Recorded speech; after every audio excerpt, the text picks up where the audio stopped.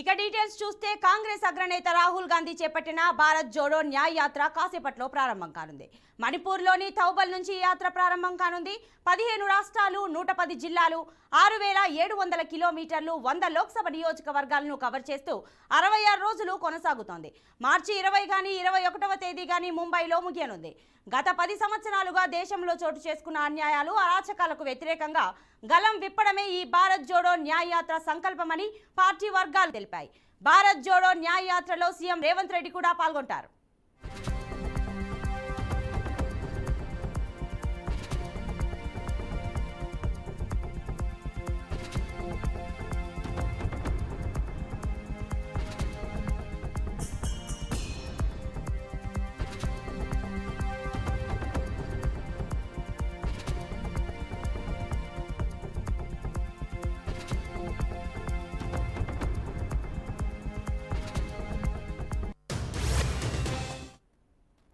కాంగ్రెస్ అగ్రనేత రాహుల్ గాంధీ చేపట్టిన భారత్ జోడో న్యాయ యాత్ర కాసేపట్లో ప్రారంభం కానుంది. మణిపూర్లోని థౌబల్ నుంచి ఈ యాత్ర ప్రారంభం కానుంది. 15 రాష్ట్రాలు, 110 జిల్లాలు, 6700 కిలోమీటర్లు, 100 నియోజకవర్గాలను కవర్ చేస్తూ 66 రోజులు కొనసాగనుంది. మార్చి 20 కానీ 21వ తేదీ కానీ ముంబైలో ముగియనుంది.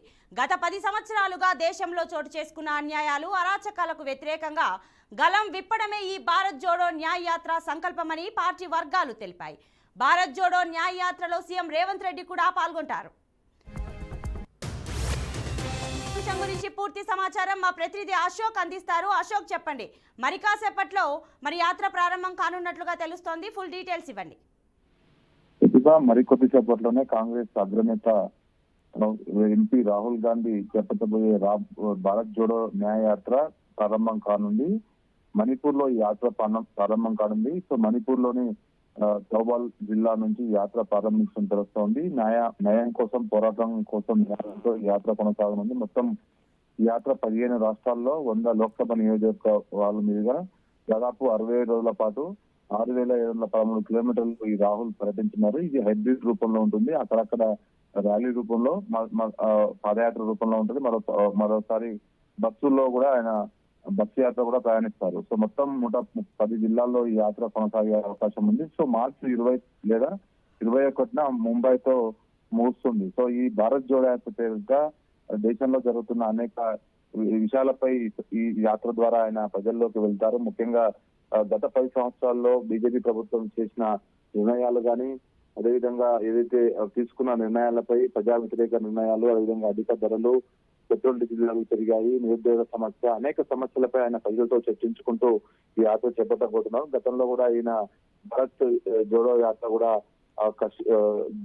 కన్యాకుమారి టు కాశ్మీర్ వరకు జరిపారు. సో ఆ సందర్భంలో అనేక రాష్ట్రాల గుండా పర్యటించారు. సో ఇది మొత్తం ఈ అనేక రాష్ట్రాల గుండా ఈ యాత్ర కొనసాగే అవకాశం ఉంది. అరుణాచల్ ప్రదేశ్, నాగాలాండ్, అస్సాం, మేఘాలయ, పశ్చిమ బెంగాల్, బీహార్, జార్ఖండ్, ఒడిశా, ఛత్తీస్గఢ్, ఉత్తరప్రదేశ్, మధ్యప్రదేశ్, రాజస్థాన్, గుజరాత్ మీదుగా ఈ యాత్ర కొనసాగే అవకాశం ఉంది. సో ఈ యాత్రలో అనేక సమస్యలపై కూడా ఆయన చర్చించే అవకాశం ఉంది. సో ఈ యాత్రలో ఈ రోజు ఉదయం మరికొద్ది సేపట్లో 12 గంటల ప్రాంతంలో ఈ యాత్ర మణిపూర్ లో ప్రారంభమవుతుంది. ఈ యాత్రకు ఇప్పటికే కాంగ్రెస్ సంబంధించిన అగ్రనేతలంతా అక్కడికి చేరుకున్నారు.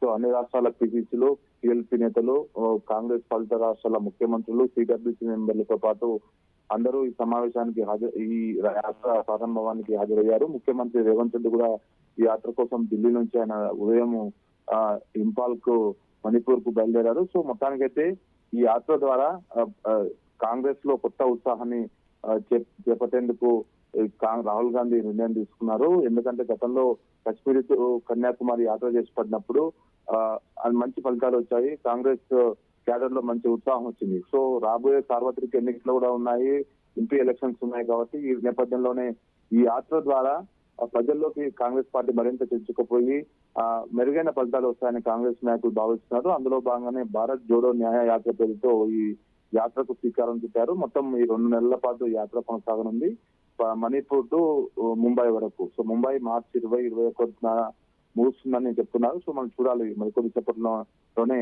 ఈ యాత్ర ప్రారంభం కాబోతుంది. Right Ashok, thanks for the details.